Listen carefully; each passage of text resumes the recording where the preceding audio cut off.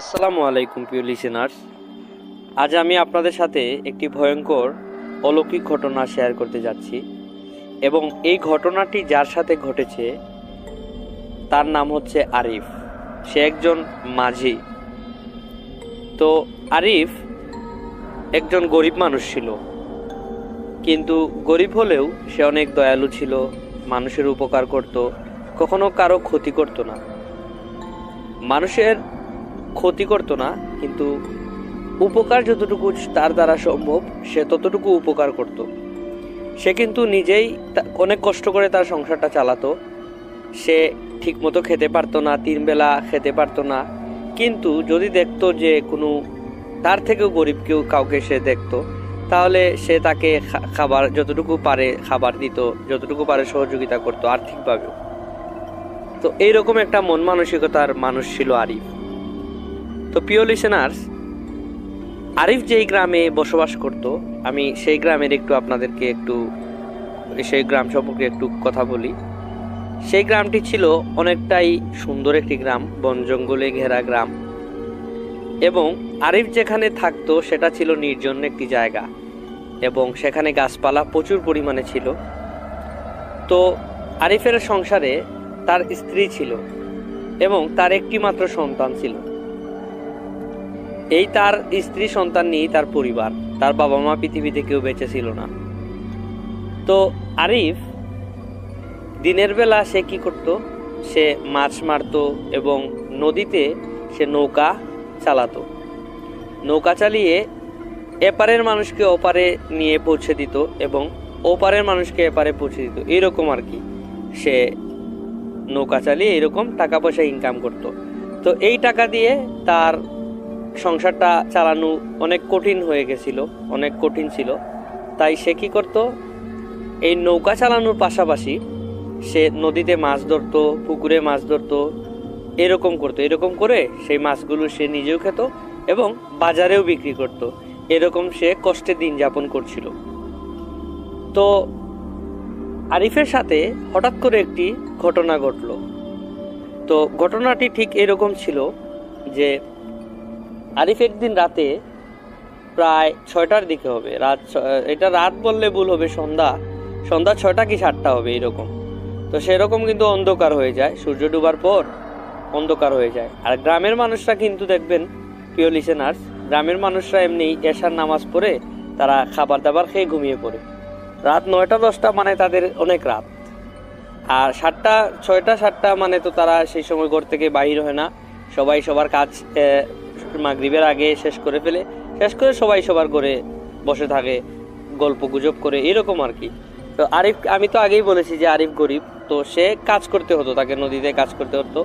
সেই যে ল্যাম্পটন আছে যেটাকে আমরা বলি, ওইটা জ্বালিয়ে সে এপারের মানুষ ওপারে, ওপারের মানুষ এপারে পৌঁছে দিত, এরকম করতো আর কি। কয়েকটা টাকার আশায় সে অনেক রাত 7টা 8টা পর্যন্ত সে নদীতে কাজ করত, নৌকা চালাতো আর কি। তো একদিন যে ঘটনাটা ঘটনাটা ছিল এরকম যে আরিফ লক্ষ্য করে সে যখন নৌকা চালাচ্ছিল তখন তার নৌকাতে কেউ ছিল না। তখন সে লক্ষ্য করে একটি মাছ এবং মাছটার পিছনে একটি ভয়ানক আকারের একটি সাপ মাছটাকে তাড়া করছে। আরিফ সেটা লক্ষ্য করে এবং লক্ষ্য করার সাথে সাথে সে দেখতে পায় মাছটি এই সাপ থেকে পালিয়ে যাওয়ার জন্য অনেক চেষ্টা করছে, কিন্তু মাছ যত দ্রুত যায় সাপও তত দ্রুত যায়। এবং আরিফও কিন্তু নৌকা চালাচ্ছিল, যে কারণে সেই বিষয়গুলা তার নজরে পড়ছিল, সে দেখছিল। তো ঘটনার এক পর্যায়ে আরিফের মাছটিকে দেখে অনেক মায়া লাগলো। সে ভাবলো এই সাপটা তো মাছটাকে খেতে পারবে না, বরঞ্চ হয়তোবা এই সাপটা মাছের একটা ক্ষতি করবে এবং মাছটাকে এইভাবে সাপটা যদি মেরে ফেলে তাহলে তার অনেকটা খারাপ লাগবে আর কি। তাই সে কি করলো, তার হাতের বইটাটা দিয়ে সাপকে আস্ত করে একটা আঘাত করলো। প্রিয় লিসেনার্স, আঘাত করার তার কিন্তু কোনোভাবে উদ্দেশ্য ছিল না যে সাপটিকে সে হত্যা করবে বা মারবে। তার উদ্দেশ্য ছিল যে সাপটিকে যে কোনোভাবে বাধা প্রদান করবে এবং মাছটি যাতে সাপটিকে ফেলে চলে যেতে পারে, এইরকম একটা তার ছিল, মনোভাব ছিল আর কি। যে কারণে সে তার কথা মতোই কি করে তার বইটাটি দিয়ে সাপটিকে একটু আস্তে করে আঘাত করে এবং এই আঘাত করার ফলে সাপটি ভয় পেয়ে যায়। ভয় পেয়ে মাছের পিছনে না দৌড়ে সাপটি অন্যদিকে চলে যায় এবং মাছটি বেঁচে যায়, মাছটি পানির নিচে তলিয়ে যায়। তো সে এই ঘটনাটিকে স্বাভাবিকভাবেই নেয় আরিফ, কারণ এখানে অস্বাভাবিক কোনো কিছু ছিল না, কারণ আরিফ দয়ালু ছিল বিদায় সে এই কাজটি করছে। তো এইভাবে সে অনেকেরই উপকার করত। তো প্রিয় লিসেনার্স, ওই দিন আর আরিফ অনেক রাত হয়ে গেছিল, প্রায় 7-8টা হয়ে গেছিল। ওই দিন আর যাত্রীও পাচ্ছিল না যে নদী পার করে দিবে। তো সে ভাবলো যে আমি বাসায় চলে যাই, যে কয় টাকা হয়েছে ওই কয় টাকায় আলহামদুলিল্লাহ ওইটা নিয়ে আমি আজকের খরচপাতি করতে পারবো, তাহলে আমি বাসায় চলে যাই। তো যেই কথা সেই কাজ, সে বাসায় চলে গেল এবং বাসায় যাওয়ার পর রাতে সে একটি ভয়ানক স্বপ্ন দেখে। প্রিয় লিসেনার্স, ভয়ানক বলে ভুল হবে, একটি অলৌকিক স্বপ্ন দেখে। স্বপ্নটা ছিল এইরকম, স্বপ্নের মাঝে একটি সাদা কাপড় পরিহিত একজন সুদর্শন যুবক তার স্বপ্নে আসছে এবং সে ঘুমিয়ে এই স্বপ্নের মাধ্যমে সে যে একটা সুঘ্রাণ, একটি সুবাস, সেই সুবাসটি আরিফ পাচ্ছিল। এবং স্বপ্নের মাঝে সেই যুবকটি এসে বলল, আরিফ মিয়া, তুমি আজ আমার যে উপকার করলে, আমি সেই উপকারের ঋণ কখনো শোধ করতে পারবো না। এইরকম একটি কথা বলেই আরিফের ঘুম ভেঙে গেল। তো আরিফের ঘুম ভাঙার সাথে সাথে আরিফের নাকে কিন্তু সেই সুঘ্রাণটা লেগেই ছিল প্রিয় লিসেনার্স। কিন্তু আরিফের যখন সে ঘুম ভাঙলো এবং চোখ খুললো, দেখে তার আশেপাশে কিছু নেই। সে খানিকটা ভয় পেল এবং তার সারা শরীর ঠান্ডা হয়ে গেল। তো সে ভয় পেয়ে মনে করলো যে না, এটা আমি তো কি করলাম, আমি তো কারো উপকার করি নাই। সে আর কি ভাবতেছে যে কার উপকার করছে, কি করছে। সে ভয় পেয়ে গেছে, সে কোনো কিছু কোনো কিছু চিন্তাই করতে লাগলো না। সে ভাবলো আমি কিসের উপকার করলাম, কার উপকার করলাম, সেইটা ভাবতে লাগলো। কিন্তু সে যে মাছের যে একটা উপকার করছে সেটা কিন্তু সে মাথায় আনে নাই। সে ভাবছে আমি তো অনেকেরই উপকার করি, তাহলে মনে হয় আমার এটা এমনি স্বপ্ন, মানুষ তো এমনি স্বপ্ন দেখে, আমি হয়তো বা স্বপ্নটা দেখছি। সেদিন আর কিছু বুঝলো না। তো সে আবার ঘুমিয়ে পড়লো। ঘুমিয়ে পরদিন সে আবার কাজে বের হলো। তো প্রিয় লিসেনার্স, যখন সে কাজে বের হলো তখন সে পুকুরে প্রথমত গেল। পুকুরে গিয়ে সে অন্যান্য দিনের মতো সে মাছ ধরতে গেল। ওই পুকুরে সে একটি মাছও প্রিয় লিসেনার্স পেল না। তো সে মন খারাপ করে বাসায় চলে আসলো। বাসায় চলে এসে দুপুরের খাবার খেয়ে আবার ভাবলো যে আমি নৌকা নিয়ে বের হই, আর আমার জালটাও সাথে নেই, জালটা সাথে নিয়ে নেই। যদি নদীতে কিছু মাছ পারি মাছ মারবো, আর যদি যাত্রী পাই যাত্রীদেরও আমি এপার ওপার পার করে দিলাম, আর পাশাপাশি আমি কিছু মাছও মারলাম, যেহেতু আজকে আমি কোনো মাছ পাই নাই। তো আরিফ কি করলো, বাটটা খেয়ে সে তার জাল নিল এবং সে নদীর উদ্দেশ্যে রওনা হলো। এবং নদীর উদ্দেশ্যে রওনা হওয়ার পর সে তার জালটি নদীতে রাখার পর প্রতিদিনের মতো সে আজও বইটা বাইতে শুরু করলো। এবং এই যে লোকজন যে ছিল তারা এপারের মানুষকে ওপারে নিয়ে দিত, তাদেরকে ওই পারে নিয়ে দিতে লাগলো। তো আসার সময় সে ভাবলো আমি যখন আসবো তাহলে আমি এক কাজ করি, কিছু সময় আমি মাছ মারি, দেখি কিছু মাছ পাই কিনা। তো প্রিয় লিসেনার্স, এখন যে ঘটনাটি ঘটে সেটার জন্য আরিফ কখনোই প্রস্তুত ছিল না। তো সে ভাবলো যে আমি নদীতে মাছ মারি, তো জালটা ফেললো সে। প্রিয় লিসেনার, জাল ফেলার সাথে সাথেই যখন সে জালটা তুলবে মাছ দেখার জন্য, তখন সে যা দেখলো তার দেখার জন্য সে একটুও প্রস্তুত ছিল না। প্রিয় লিসেনার্স, জালটা সে তুলতে পারতেছিল না, এমন ভার। সে ভাবলো কি রে, এমন ভার কেন, মরা মানুষের লাশ টাশ নাকি, সে চিন্তা করতে লাগলো। কিন্তু প্রিয় লিসেনার্স, সে দেখে অবাক হলো যে এই জালে শুধু মাছ আর মাছ, অনেক বড় বড় মাছ আর মাছ, মাছের কোনো অভাবই নাই প্রিয় লিসেনার্স, এমন পরিমাণে মাছ। তো এইরকম মাছ সে কোনোদিন এই নদীতে দেখেইনি, এবং এইরকম মাছ, এই পরিমাণে, এত পরিমাণে মাছ কোনো জেলেও মারতে পারে না এতগুলা মাছ। তো সে তো রীতিমতো অবাক হয়ে যায়। অবাক হয়ে কি করে, সে আলহামদুলিল্লাহ বলে যে আজকে আমি যত মাছ মারতে পারছি, আমি তো আজকে আমি যাত্রী যদি নাও কাজ করি তারপরেও আমার অনেক টাকা হবে, আমি তো বাসায় এইগুলো মাছগুলা যদি বাজারেও বিক্রি করি অনেক টাকা পাবো, আমি সপ্তাহ 15 দিন চলতে পারবো। কারণ তার নৌকা ভরে গেছিল মাছে প্রিয় লিসেনার। সে এই একবারই কিন্তু নদীতে আপনার এই জালটা ফেলছিল। আর সে কিন্তু লুবি না যে এতগুলা মাছ আমার জালে উঠছে, আবার আমি জালে জালটা ফেলি আবার মাছ উঠবে। সে কিন্তু লুবি না, সে কিন্তু একজন ভালো মানুষ ছিল, তাই সে লুপ করে নাই। লুপ না করে কি করছে, যেগুলা মাছ উঠছে সেগুলা নিয়ে সে বাসায় চলে আসে এবং বাসা থেকে বাসায় কিছু মাছ রেখে ওই বাকিগুলা বাজারে নিয়ে যায় সে। কিন্তু মাঝখানে তার বউ বলল যে তুমি এই এতগুলা মাছ কোথা থেকে পাইলা, এতগুলো মাছ কিভাবে তুমি আনলা, কি করলা, বুঝলাম না তো কিছু, গেলা আর আসলা, এটা বুঝলাম না কিছু। তখন আরিফ বলল যে না, আমি তো জাল ফেলছিলাম এরকম এরকম, জাল ফেলার সাথে সাথে আমি এতগুলো মাছ পাইছি। তো আরিফের স্ত্রী বিশ্বাস করে না, বিশ্বাস না করে বলে আচ্ছা জানি না কি, আচ্ছা যাও এগুলা বিক্রি করে আসো। আর আরিফের বউও কি করলো, এই মাছগুলা যেগুলা রেখে গেছিল সেই মাছগুলা কিছু শুকাইতে দিছে, আর কিছু মাছ আরিফের স্ত্রী কি করলো, রান্না বান্না করছে। তো আরিফও বাজারে গেল, বাজারে যাওয়ার সাথে সাথে তার সবগুলো মাছ বিক্রি হয়ে গেল। বিক্রি হওয়ার পর আরিফ মিয়া চিন্তা করলো যে আমি এতগুলা মাছ পাইলাম, তো আলহামদুলিল্লাহ, আল্লাহর কাছে শুকরিয়া আদায় করলো এবং সে টাকাগুলা নিয়ে বাসায় গেল। আর বউয়ের জন্য কিছু দৈনন্দিন খাবার দাবার এবং মিষ্টিও কিছু কিনে বউয়ের জন্য নিয়ে গেল আরিফ বাসায়। তো তার বউ এইগুলা দেখে অনেক খুশি হয়েছে। খুশি হওয়ার পর আবার আরিফ মিয়া ওই দিন ঘুমাতে যায়, খাবার দাবার করে ঘুমায়। ঘুমানোর সময় আরিফ মিয়ার স্বপ্নে আবার ওই যুবকটি আসে, এসে বলে কি আরিফ মিয়া, আজকে কি তুমি খুশি হয়েছো আরিফ মিয়া, এইরকম একটা কথা বললো। কথা বলে আবার আগের দিনের মতো আরিফ মিয়ার ঘুম ভেঙে গেল এবং ওই যে একটি সুঘ্রাণ, সেটা তার নাকে কিন্তু ছিল, তার নাকে সে সুঘ্রাণটা পাচ্ছিল, কিন্তু সে জাগ্রত দেখে কিছু নাই। তো আরিফ মিয়া চিন্তায় পড়ে গেল, হায় হায়, আমি আগের দিন স্বপ্নে দেখলাম যে আমি উপকার করছি, এই করছি সেই করছি, আর আজকে আমি আবার স্বপ্নে দেখতেছি যে আমি খুশি নাকি, আমি বুঝতে পারলাম না। তো আরিফ মিয়া ভয়ে তার স্ত্রীর সাথেও বিষয়টা শেয়ার করে নাই, যদিও তার স্ত্রীরও ঘুম ভেঙে গেছে। আরিফ মিয়া চিৎকার করে উঠে। তো তার স্ত্রী জিজ্ঞেস করলো কি হয়েছে তোমার।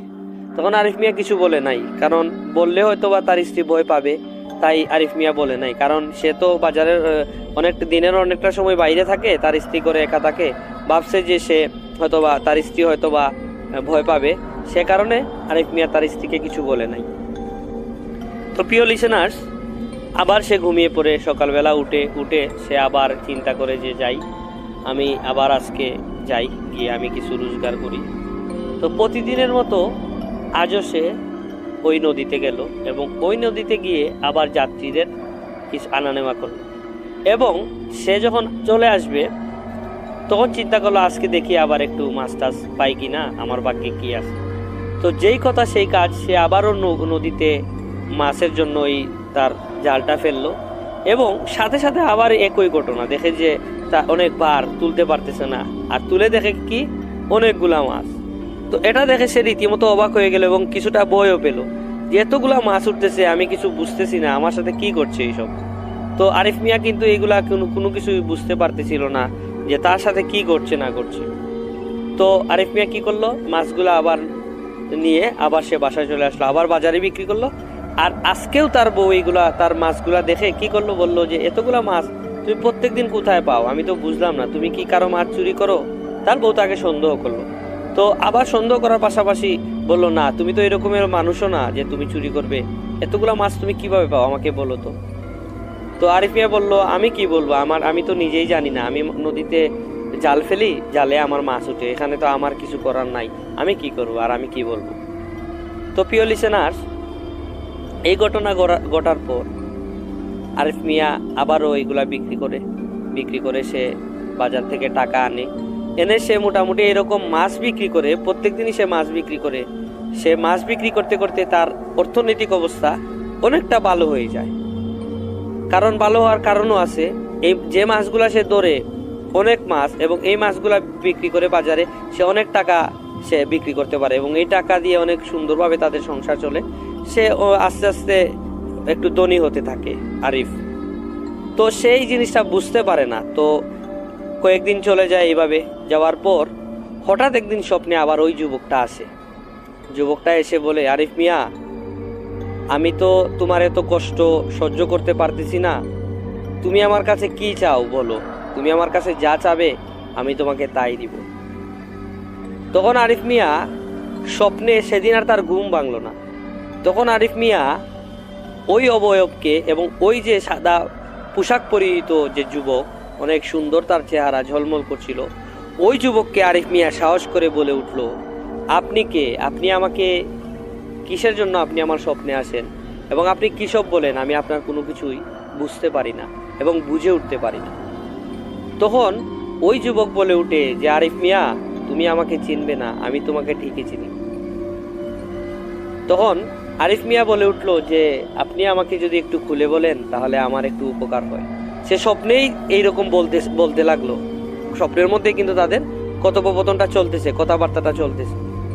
তো আরিফ মিয়া বলল যে, আপনি আমাকে একটু দয়া করে পরিচয় দেন, আপনি কে? আমি তো আপনাকে চিনতে পারি নাই। বলে, আরিফ মিয়া, ওই দিন যখন তুমি নদীতে নৌকা চালাচ্ছিলে, ওই দিন যে সাপটাকে তুমি মারছিলে, ওই সাপটা ছিল আমার শত্রু। আমি কিন্তু একজন জিন, একজন ভালো জিন, আমি নদীতে থাকি। সেদিন আমি মাছের রূপে নদীতে সাঁতার কাটছিলাম, আর ওই মুহূর্তে একটি সাপ আমাকে আক্রমণ করেছে। ওই মুহূর্তে আমি জিন হতে পারি নাই, কারণ সেখানে কিছু বাধা বিপত্তি ছিল, যে কারণে আমি জিনটা হতে পারি নাই। ওই মাছ রূপেই আমাকে ওই দিন কাটাতে লাগতো। ওই মুহূর্তে যদি তুমি আমাকে না বাঁচাতে ওই সাপের কাছ থেকে, তাহলে আমি মারা যেতাম।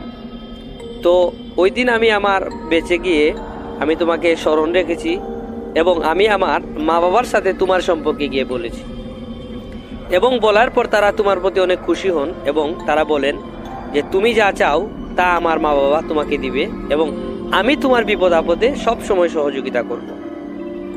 তো আরিফ মিয়া, এই হলো আমার পরিচয়। তো আরিফ মিয়া এটা শুনে অবাক হয়ে যায় এবং সে স্বপ্নের মাধ্যমে বলতে থাকে যে, না, এটা আমি আপনার কাছে কোনো কিছু পাওয়ার আশায় বা কোনো কিছু লোভে আমি আপনাকে সেদিন বাঁচাইনি। আমি সেদিন আপনাকে মনে করছিলাম যে সাধারণ একটি মাছ, আমি আপনাকে বাঁচিয়েছি, আর কিছু না।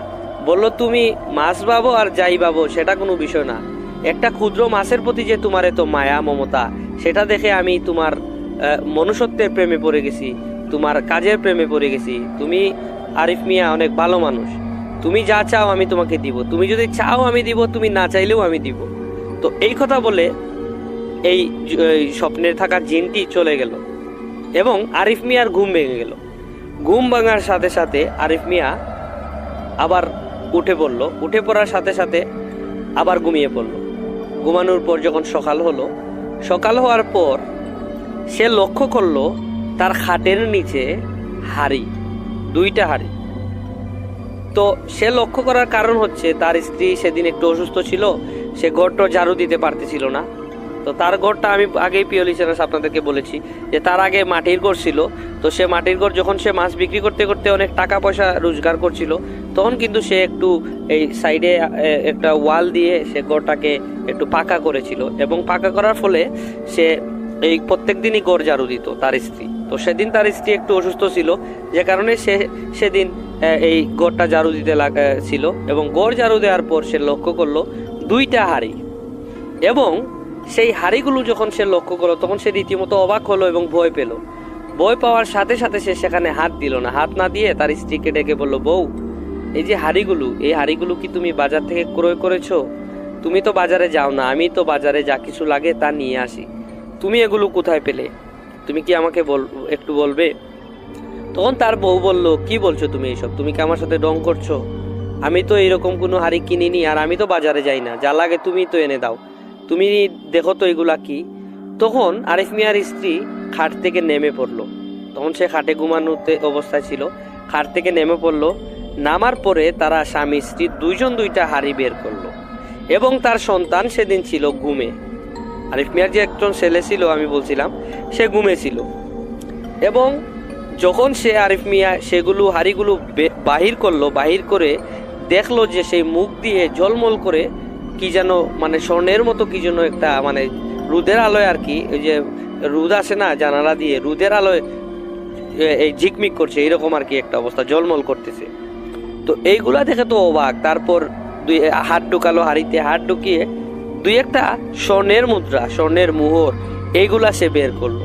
বের করে তো অবাক হয়ে গেল আরিফ মিয়া যে এইগুলা কে রাখলো, কি করলো না করলো, আমি তো কিছুই বুঝলাম না। তখন আরিফ মিয়ার স্ত্রী আরিফ মিয়ার স্ত্রীও কিন্তু অনেক ভদ্র ছিল, অনেক নামাজি ফরেজগার ছিল, যে কারণে আরিফ মিয়ার স্ত্রী আরিফ মিয়াকে চোর বলতেছে যে তুমি কি এগুলা কোথাও থেকে চুরি করে নিয়ে আসছো। আমার আগেই সন্দেহ হয়েছিল যে তুমি এগুলা কোথাও না কোথাও থেকে এগুলা চুরি করো, তুমি মাছও চুরি করো, তুমি এই হাড়িগুলাও চুরি করে নিয়ে আসো। তো আরিফ মিয়ার স্ত্রী আরিফ মিয়ার উপর অনেক সন্দেহ হয়, সন্দেহ হওয়ার পর তাদের মধ্যে ঝগড়াঝাটি হয়। এবং আরিফ মিয়ারও এগুলোর প্রতি বিন্দু মাত্র লোভ ছিল না, যে এগুলা পাইছি, অন্য মানুষ তো এগুলা পাইলে হয়তো বা লোভে অনেক খুশি হইতো, কিন্তু আরিফ মিয়া মোটেও খুশি হয় নাই।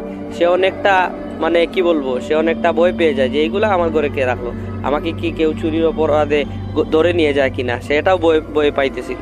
তো এখন কি করার, সে এখন মনে পড়লো হঠাৎ করে যে আমার তো রাতে এরকম এরকম আমি স্বপ্ন দেখছি, স্বপ্নের মাঝে এই জিনটা আসছিল এবং বলছিল আমি চাইলেও সে দিবে আর না চাইলেও দিবে, এইরকম সে নিজে নিজে কথাবার্তা বলতেছে। তো তার স্ত্রী বলল তুমি কি সব কথা বলো নিজে নিজে। তখন আরিফ মিয়া তার স্ত্রীকে সব ঘটনা খুলে বলল যে এরকম এরকম আমার সাথে একটা জিনের এইরকম নদীতে দেখা হয়েছিল, জিনটাকে আমি বাঁচাইছিলাম, তাই সে আমার স্বপ্নে প্রতিদিন আসতো আর সে আমাকে মাছ দিত এবং আজকে সে এইগুলো আমাকে দিয়ে গেছে।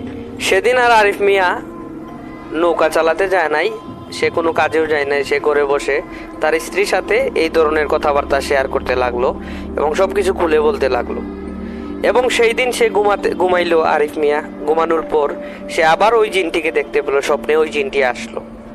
আসার পর বলল যে আরিফ মিয়া, তুমি আমার জন্য যা করছো আমি সেই ঋণ তো কখনো শোধ করতে পারবো না।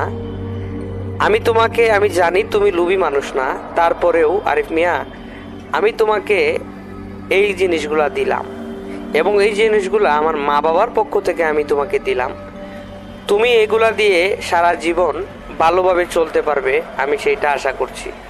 এবং আরিফ মিয়া আমার যে দায়িত্ব এখানেই শেষ তা কিন্তু নয়, আমার দায়িত্ব রয়ে গেল এবং তুমি যতদিন বেঁচে থাকবে এবং আমি যতদিন আছি ততদিন তোমার সকল ধরনের সমস্যা সকল বিপদ আপদ, আমি সকল বিপদ আপদে আসব। এবং তুমি যখনই কোনো সমস্যায় পড়বে, বিপদে পড়বে, তখন এখন তো আমি তোমার স্বপ্নে আসি, তখন আমি অদৃশ্য হয়ে তোমার সাথে আসব, তোমার সাথে কথা বলবো, তুমি আমাকে যে কোনো সময় ডাকবে আমি চলে আসব, তুমি আমাকে স্মরণ করলেই আমি আসব, এরকম কথাবার্তা বলে সেই জিনটি। তখন আরিফ মিয়া বলে যে আমার তো এগুলার কোনো প্রয়োজন নেই, আমি যেভাবে চলছি আলহামদুলিল্লাহ ভালোই চলতেছি, আমার এগুলোর কোনো প্রয়োজন নেই, আপনাকে আমি বাঁচাইতে পারছি, আমি ধন্য মনে করতেছি নিজেকে, আর আপনি যতটুকু আমার জন্য করছেন বা আমি আজকে যেই পরিস্থিতিতে আছি, যেই পজিশনে আছি, আপনার জন্যই আছি, তো আমার নতুন করে আর কোনো কিছু লাগবে না। তারপর ওই জিনটি বলে আরিফ মিয়া তুমি অনেক বোকা মানুষ, আচ্ছা ঠিক আছে, তুমি যখন কোনো বিপদ আপদে পড়বে আমাকে স্মরণ করিও, আমি আসব, তোমার বিপদ আপদ আমি তোমাকে রক্ষা করব। তো এই বলে জিনটি চলে যায় এবং যাওয়ার আগে একটি কথা বলে যায় যে এইগুলা তুমি একসাথে বিক্রি করিও না, এগুলা তুমি একটা দুইটা করে বিক্রি করিও এবং তোমার একটি বড় প্রাসাদ তৈরি করিও, ঘর তৈরি করিও এবং তুমি কিছু ব্যবসা বাণিজ্য করিও আরিফ মিয়া, ব্যবসা বাণিজ্য করে তুমি তোমার সংসার চালিও। তো এই কথা বলে জিনটি চলে গেল। প্রিয় লিসেনার্স, এই ছিল ঘটনা। আরিফ মিয়া এতটুকু আমাদের সাথে শেয়ার করেছেন এবং তিনি বলেছেন তার সাথে আরও অনেক অলৌকিক ঘটনা আছে যেগুলো তিনি আমাদের সাথে শেয়ার করবেন বলে আমাদের সাথে কথা দিয়েছেন। এবং প্রিয় লিসেনার্স, আপনারা কি আরিফ মিয়ার আরও ভয়ঙ্কর ঘটনা শুনতে চান? যদি শুনতে চান তাহলে আমাদেরকে অবশ্যই কমেন্ট করে জানাবেন। আপনারা কমেন্ট করলে আমরা অবশ্যই আরিফ মিয়ার কাছ থেকে বাকি ঘটনাগুলো সংগ্রহ করব এবং আপনাদের সাথে শেয়ার করব। প্রিয় লিসেনার্স, আপনাদের কাছে আরও একটি অনুরোধ রইল, যদি আমাদের এই ঘটনাটি আপনাদের ভালো লেগে থাকে তাহলে অবশ্যই আমাদের চ্যানেলটিকে সাবস্ক্রাইব করবেন, আর যদি ঘটনাটি ভালো নাও লেগে থাকে তারপরেও দয়া করে আমাদের চ্যানেলটিকে সাবস্ক্রাইব করবেন। আর ঘটনা বলার সময় প্রিয় লিসেনার্স অনেক ভুল ত্রুটি হয়, ভুলভ্রান্তিগুলো ক্ষমা সুন্দর দৃষ্টিতে দেখবেন, আস্তে আস্তে আমাদের ভুল ত্রুটিগুলো কমে আসবে ইনশাল্লাহ। তো কথা না বাড়িয়ে আপনাদের সাথে শেয়ার করছি আরও একটি ঘটনা। এক লোক রাতের অন্ধকারে একা জঙ্গলের পথ ধরে বাড়ি ফিরছিল। হাতে টিম করে হারিকেন জ্বলছিল।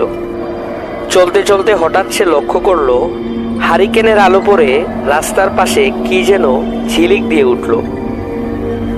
কৌতূহলী হয়ে লোকটা এগিয়ে গেল সেই দিকে। গিয়ে দেখলো এক তরুণী মেয়ের লাশ পড়ে আছে। সে ভয় পেলেও ঠিকই দেখলো মেয়েটির ডান হাতের মধ্যম আঙুলে একটি হীরার আংটি জ্বলজ্বল করছে। একটু ইস্তত করে সে হারিকেনটা পাশে নামিয়ে রেখে লাশের আঙুল থেকে আংটিটা খোলার চেষ্টা করলো, কিন্তু আঙুল ফুলে উঠায় কিছুতেই ওটা খুলল না। লোকটা তখন তার পকেট থেকে একটি ছুরি বের করলো। তারপর সেই ছুরি দিয়ে পুচিয়ে পুচিয়ে লাশের আঙুলটা কেটে ফেললো। ঠিক তখনই রাতের নিস্তব্ধতা ভেঙে কাছাকাছি কোথাও একটা শেয়াল ডেকে উঠল।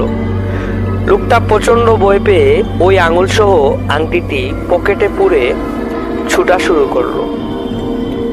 এক ছুটে বাড়িতে এসে কাউকে কিছু না বলে সে ওই রাতেই চুপে চুপে আঙুল থেকে আংটিটি ছাড়ালো।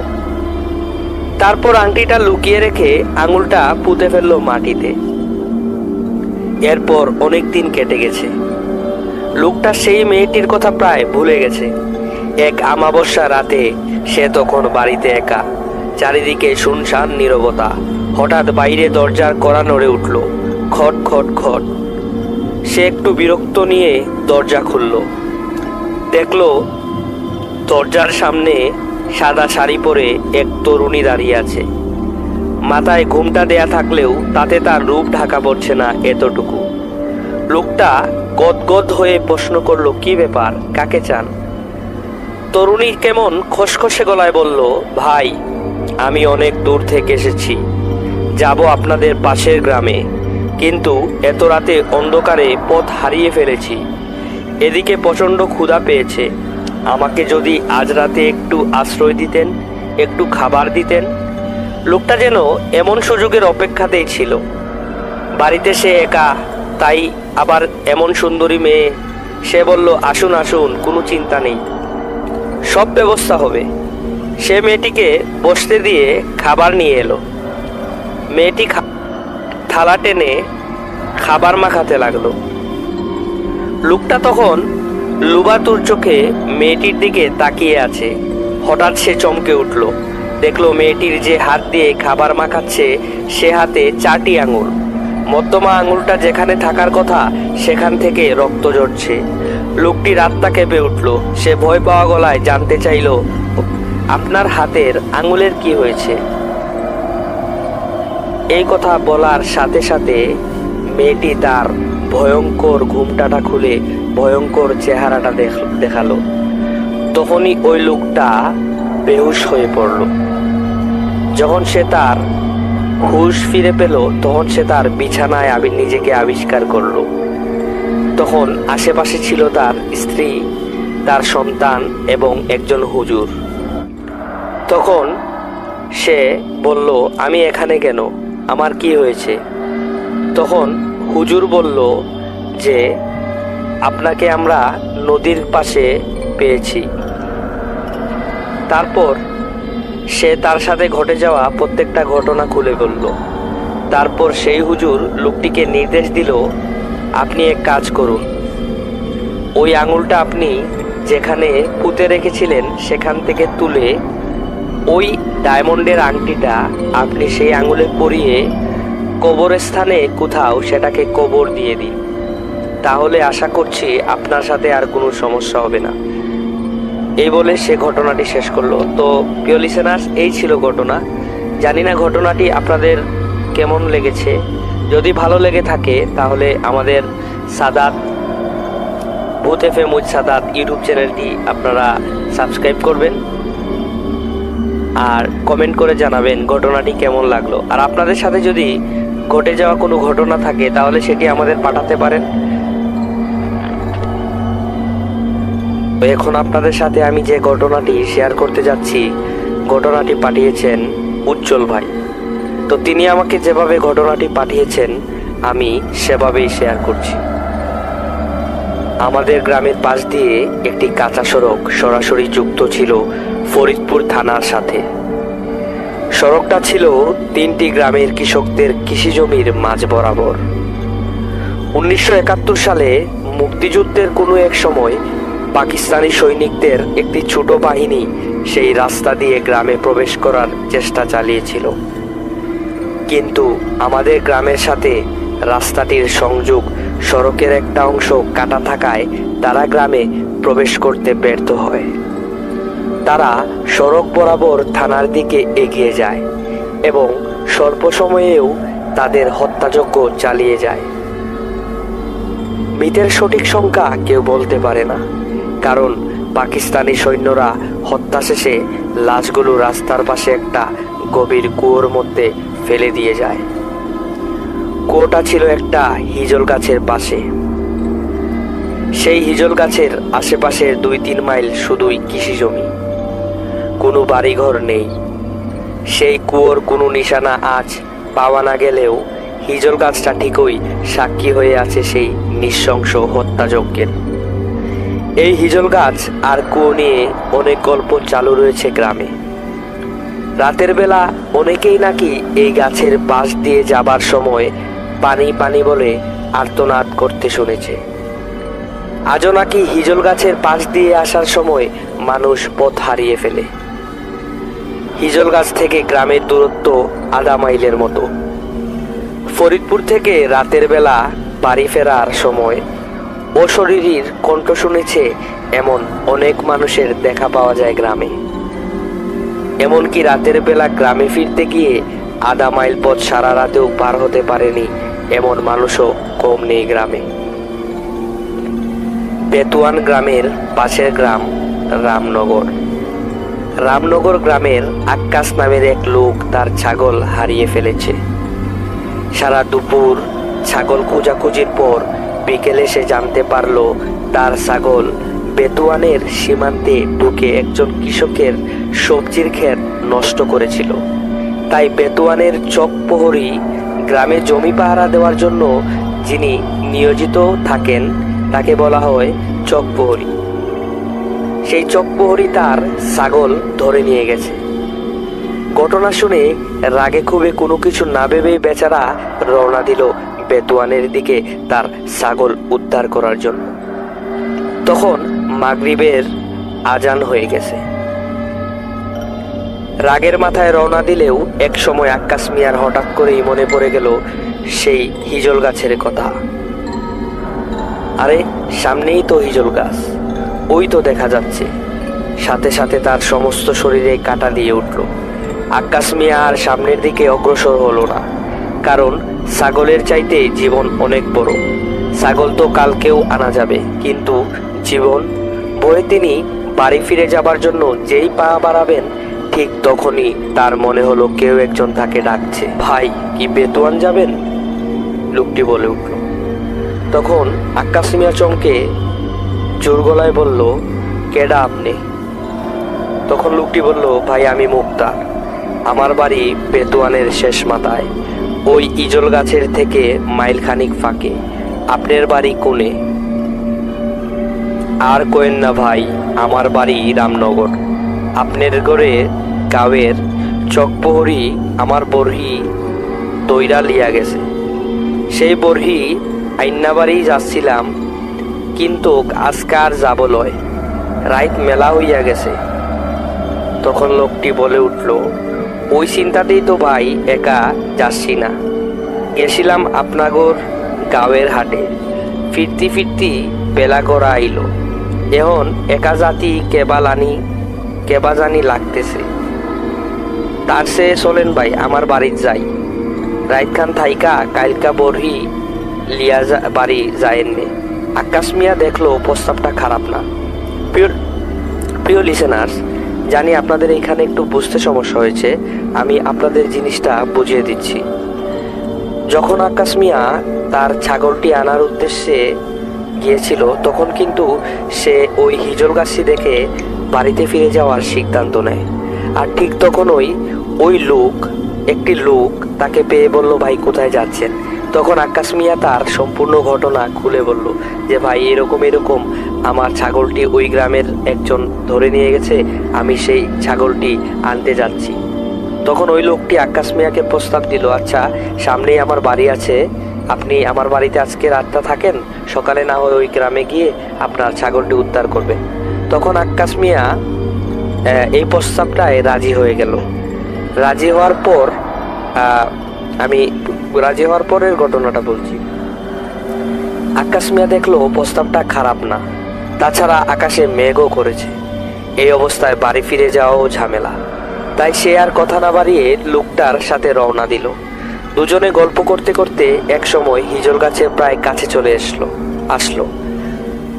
তখন হঠাৎ করেই মুক্তার নামের লোকটা কাদার মধ্যে পড়ে গেল। সাথে সাথে আকাশ মুক্তারকে হাত ধরে তুলতে গিয়ে চমকে উঠল। কি, এই লোকটার হাত এত ঠান্ডা কেন? মানুষের শরীর কি এত ঠান্ডা হয়? মুক্তার আস্তে আস্তে করে উঠে দাঁড়িয়ে বলল, দূর ভাই, সারা গায়ে কাদা লাইগা গেল, চলেন ভাই সামনের কুয়োতে যাই, হাত মুখ ধুইয়া আসি। কথাটা বলেই মুক্তার আকাশের উত্তরের অপেক্ষা না করেই কুয়োর দিকে পা বাড়ালো। আকাশের শরীর ভয়ে শীতল হয়ে গেল। কুয়োটা অনেকদিন আগে থেকেই পরিত্যক্ত, সেখানে পানি আসবে কোথা থেকে? হঠাৎ আকাশে বিদ্যুৎ চমকে উঠল। বিদ্যুতের আলোতে আকাশ স্পষ্ট দেখতে পেল মুক্তারের পা নাই। সারা শরীর কেমন জানি একটা ঝাঁকি দিয়ে উঠল আকাশের। তাহলে মুক্তার মানুষ না? তখন আকাশ মিয়া চিৎকার করে বেহুশ হয়ে পড়ল। তারপর আকাশ মিয়া যেখানে তার নিজেকে আবিষ্কার করলো, সে দেখতে পেল সে তার বাড়িতে। তখন সে তার আশেপাশের সবাইকে ঘটনাটি খুলে বলল। তারপর একজন হুজুর আনা হলো। হুজুর আকাশ মিয়াকে বলল যে এত রাতে ওইখানে আর না যাওয়ার জন্য, এবং কিছু ঝাড়ফুঁক করে আকাশ মিয়াকে একটি তাবিজ তার হাতে ও গলায় লটকিয়ে দিল। তো প্রিয় লিসেনার্স, এই ছিল ঘটনাটা যদি আপনাদের ভালো লেগে থাকে তাহলে আমাদের চ্যানেলটা সাবস্ক্রাইব করে পাশে থাকবেন। আজ আমি আপনাদের সাথে যে ঘটনাটি শেয়ার করতে যাচ্ছি, সেই ঘটনাটি এক লিসেনার্স আমাকে হোয়াটসঅ্যাপে পাঠিয়েছে। তো সে যেভাবে আমাকে পাঠিয়েছে আমি সেভাবেই আপনাদের সাথে সেই ভৌতিক ঘটনাটি শেয়ার করতে যাচ্ছি। তো সে যেভাবে আমাকে লিখে পাঠিয়েছে আমি আপনাদের কাছে সেভাবেই শেয়ার করছি। আসসালামু আলাইকুম সাদাত ভাই, আশা করছি ভালো আছেন। আমার বাড়ি জালকাঠি জেলার দিবাকরকাঠি গ্রামে। আমাদের গ্রাম দিয়ে অনেক ভৌতিক ঘটনা রয়েছে। আজ আপনাদের সাথে যে ঘটনাটা শেয়ার করব তা ঘটেছিল প্রায় 40 বছর আগে। আমাদের গ্রামে তখনও বিজলি বাতি গিয়ে পৌঁছায়নি। প্রথমেই বলে নেই, এই ঘটনাটি আমি আমার আব্বু এবং দাদির মুখে শুনেছি। ঘটনাটি ঘটেছিল আমার দাদির সাথে। আমার দাদা ছিলেন একজন উজা টাইপের লোক। তিনি জিন তাড়াতে পারতেন। তিনি যখনই জিন তাড়াতে বাড়ির বাইরে যেতেন তখন বাড়ি শক্ত করে বন্ধ করে দিয়ে যেতেন। তন্ত্রমন্ত্র দিয়ে বাড়িটাকে বন্ধ করে যেতেন যাতে কোনো ধরনের কোনো সমস্যা না হয়, এবং সেদিন বাড়ি থেকে বের হওয়া সকলের মানা থাকত। অর্থাৎ দাদা যেদিন বাইরে জিন তাড়ানোর জন্য মানুষের বিভিন্ন সমস্যা সমাধান করার জন্য যেতেন, সেদিন বাড়িটা তিনি তন্ত্রমন্ত্র দিয়ে বন্ধ করে যেতেন এবং সবাইকে নিষেধ করতেন যেন কেউ বাড়ি থেকে না বের হয়। তো দাদা একদিন খুব তাড়াহুড়ার সহিত জিন তাড়াতে রওনা হলেন। সেদিন তিনি বাড়ি বন্ধ করতে ভুলে যান। তিনি যেই বাসায় জিন তাড়াতে গিয়েছিলেন সেই বাসায় পৌঁছাতে পৌঁছাতে তার রাত 8টার মতো বেজে যায়। তিনি অনেক সাধনা করে একসময় জিনটাকে পরাজিত করেন। তো প্রিয় লিসেনার্স, আপনাদেরকে বলে নেই, তিনি লিখেছেন যে তার দাদা যেইখানে জিন তাড়ানোর জন্য গিয়েছিলেন সেইখানে একজন যুবতী মহিলাকে একটি জিনে ধরে, এবং প্রত্যেকদিন সেই মহিলাটি রাতের অন্ধকারে একা একা বাইরে চলে যায়। অর্থাৎ তার সাথে মহিলাটির সাথে যে জিনটা ছিল সেই জিনটা মহিলাটিকে বাইরে যেতে বাধ্য করত এবং মহিলাটি বাইরে চলে যেত।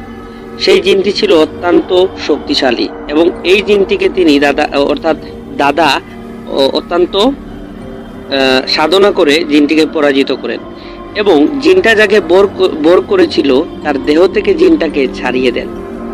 জিনটাকে ছাড়িয়ে দিতেই সেটা হুঙ্কার দিয়ে বলে, আমি গেলাম তোর বাড়িতে। তো দাদা উত্তর দিলেন, যা, তুই যা পারিস কর। কিন্তু সাথে সাথেই দাদার খেয়াল হলো যে তিনি আজ তাড়াহুড়ায় বাড়ি বন্ধ করতে ভুলে গেছেন। এরই মধ্যে জিনটা দাদার বাড়িতে এসে দাদার রূপ ও কণ্ঠ নিয়ে ঘরের বাইরে দাঁড়িয়ে দাদিকে ডাক দিলেন।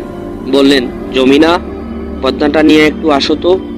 দাদি ভাবলেন দাদা হয়তো টয়লেটে যাবেন, আর গ্রামের টয়লেটগুলো বাড়ি থেকে একটু দূরে হয়। দাদি পানি নিয়ে বের হয়ে খেয়াল করলেন যে দাদা টয়লেটের দিকে না গিয়ে বাগানের দিকে চলে যাচ্ছেন, এবং প্রত্যেক দিনের আচরণের সাথে আজকের আচরণটা কিরকম যেন অমিল লাগছে। তো দাদির সন্দেহ হলো। দাদির সাথে সাথে বুঝতে পারলেন যে এটা দাদা নয়, তাই তিনি দ্রুত ঘরের দিকে চলে আসতে লাগলেন। হঠাৎ একটা দমকা বাতাসে দাদির হাতের কুপিটা নিভে গেল। তিনি দৌড় দিলেন ঘরের দিকে, কিন্তু জিনটা একটানে দাদিকে উঠানের পাশ থেকে তুলে নিয়ে বাড়ির পাশের পুকুরে ফেলে দিল এবং চুবাতে শুরু করলো। তখন বাড়িতে আমার ফুফু এবং ফুফা ছিলেন। দাদি বিপদের মুহূর্তে মাত্র একবার বড় ফুফুর নাম ধরে ডাক দিতে পেরেছিলেন। তিনি আকলিমা বলে ডাক দেন এবং সৌভাগ্যবশত সেই ডাক আমার ফুফুর কানে পৌঁছায়। আমার ফুফু এবং ফুফা দৌড়ে এসে দেখেন দাদি পুকুরের মাঝে অজ্ঞান অবস্থায় ভাসছেন। এরপর তারা দাদিকে দ্রুত উদ্ধার করে ঘরে নিয়ে যান এবং সেবা চিকিৎসা করে দাদিকে সুস্থ করে তোলেন। ঘটনা এখানে শেষ হলে ভালো হতো, কিন্তু এরপর থেকে দাদি প্রায়ই কিছু ভয়ঙ্কর স্বপ্ন দেখতে লাগলেন। দাদা তাই আমাদের পুরো বাড়ি শিক দিয়ে দেন এবং তন্ত্রমন্ত্র দিয়ে বন্ধ করে দেন, এবং সবাইকে বলে দেন সন্ধ্যার পর কারো বাড়ির বাইরে যাওয়া নিষেধ, যেন কেউ বাড়ির বাইরে না যান। এরপর দাদা জীবিত থাকাকালীন সময়ে আর কোনো ঘটনা ঘটেনি, কিন্তু দাদা মারা যাওয়ার পর থেকে প্রতিবেশীরা যখন কেউ রাত 2টা-3টার দিকে বাড়ির বাইরে বের হন, তখন দেখতে পান সেই পুকুরের পাড়ে আমার দাদার প্রতিরূপী কেউ একজন বসে আছে। হয়তো ওইটাই সেই জিনটা যার প্রতিশোধ নেয় এখনো শেষ হয়নি। তো অনেকেই দেখতে পেত। দেখার পর একদিন ঘটে গেল একটি ভয়ানক ঘটনা। দাদার রূপ ধরে ওই জিনটা দাদির কাছে কিভাবে যে গেল কেউ সেটা বলতে পারে না। তখন দাদিরও অনেক বয়স হয়েছিল। তখন জিনটা দাদির কাছে গেল, গিয়ে দাদিকে ডাকতে লাগলো।